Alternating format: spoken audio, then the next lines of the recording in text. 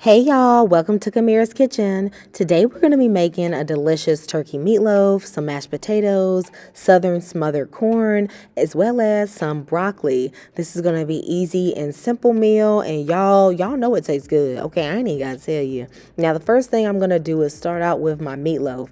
As you see, I'm using tons of fresh herbs, fresh vegetables, lots of seasonings. This ain't no dry meatloaf. Okay, it got turkey in it, but it's about to be good. Okay, this meatloaf gonna smack. Okay, now if you don't do turkey, you can't just do beef. All right.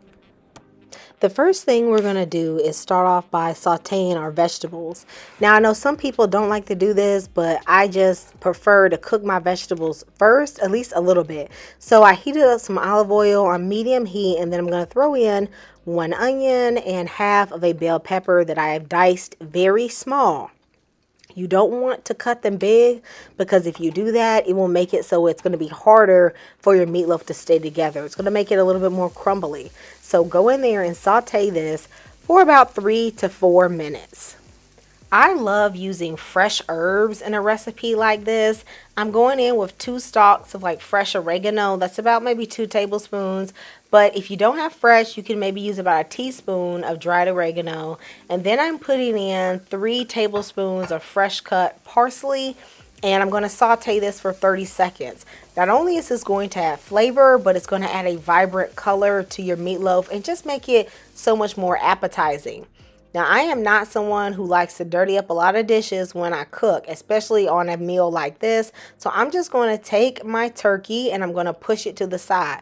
Now, I actually have 3 pounds of turkey that's 15% and 1 pound of beef because that's what I had in my fridge. You could use all turkey or all beef. But what you don't want to do is use no 99% lean turkey. I wouldn't even personally do 93. I think 85-15 is the perfect fat ratio for a meatloaf. I'm just going to go in now with a spoon and I'm going to whisk up the eggs right in the center of my bowl. Then I'm going to be using a cup of almond flour and half of a cup of breadcrumbs. This is just to give you a healthier option if you want to reduce the carbs. If you're not a carb counter, just put in all breadcrumbs, okay? I'm then putting in 1 cup of milk and 2 tablespoons of beef bouillon and 1 tablespoon of roasted garlic better than bouillon. Now, this is going to be the salt for this recipe. I know some of y'all might be thinking, oh girl, that's too much salt. But remember, this is 4 pounds of meat, so it's not going to be over seasoned. To keep everything moist, I'm going to use 3 tablespoons of avocado oil mayo, and then I'm going to go in with some garlic powder, onion powder, rosemary, a little bit of dried thyme, and about a tablespoon of mustard. And about a tablespoon of barbecue sauce. This is going to give a great flavor. So I'm going to go in now and just mix this up right in the middle of this well. You're going to try to avoid adding the meat into it right now because you want that almond flour and breadcrumbs to hydrate. Then you're going to put in all of your vegetables. Now your vegetables like your onions and your peppers actually adds moisture to your meat. So don't skip using these fresh vegetables. That's one way you're going to keep turkey especially way more moist.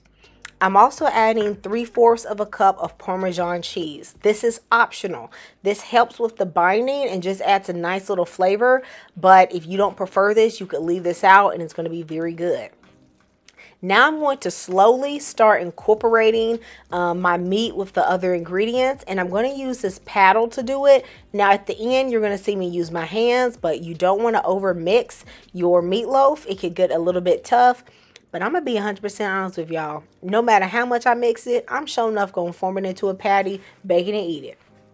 Now, one way to test for your spices is to take a little bit and put it right back into the pan where you saute your vegetables.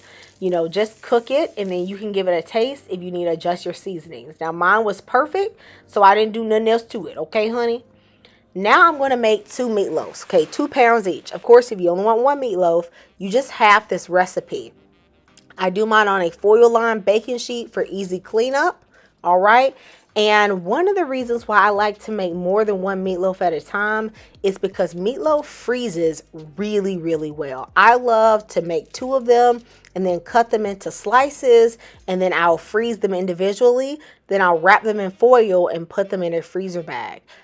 Makes a quick lunch and a very quick dinner when you're on the move.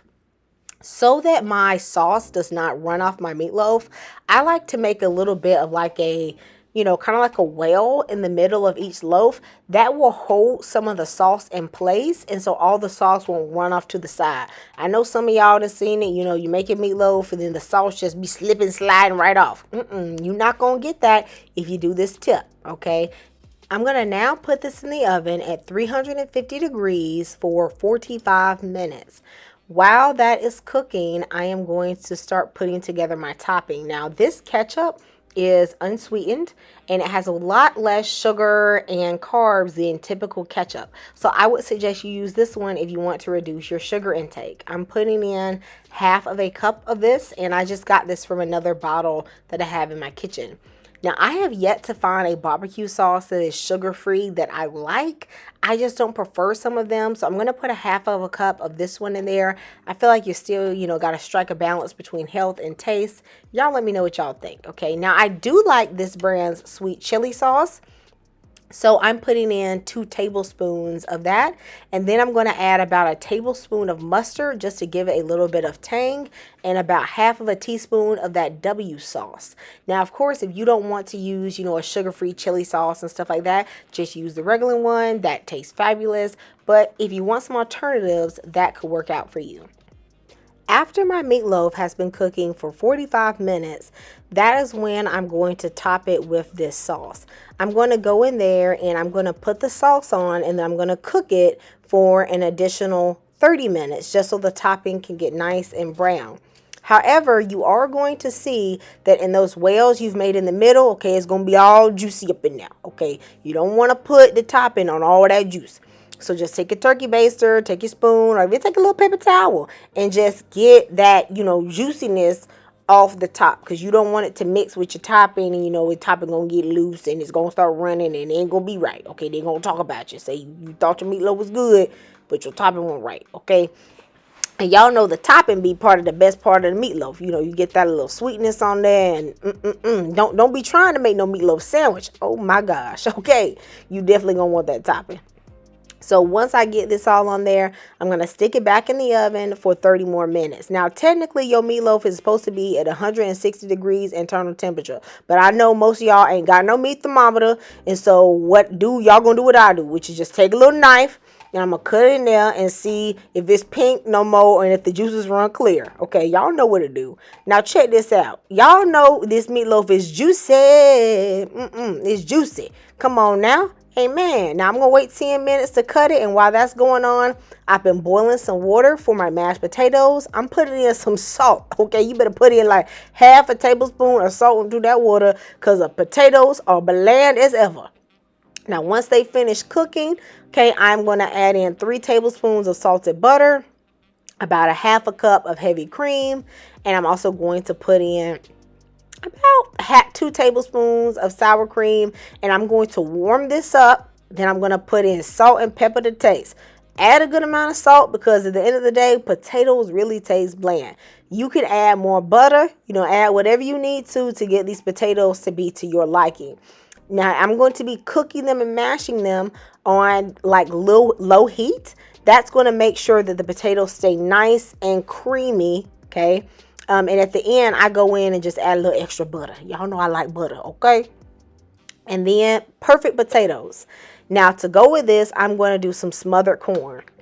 So I have a tablespoon of butter, and then I'm going to saute about half of an onion and half of a red bell pepper. I'm going to cook that with a little bit of this Tony's spice and herbs. Now, this one got a little kick to it, okay? Have y'all tried this one?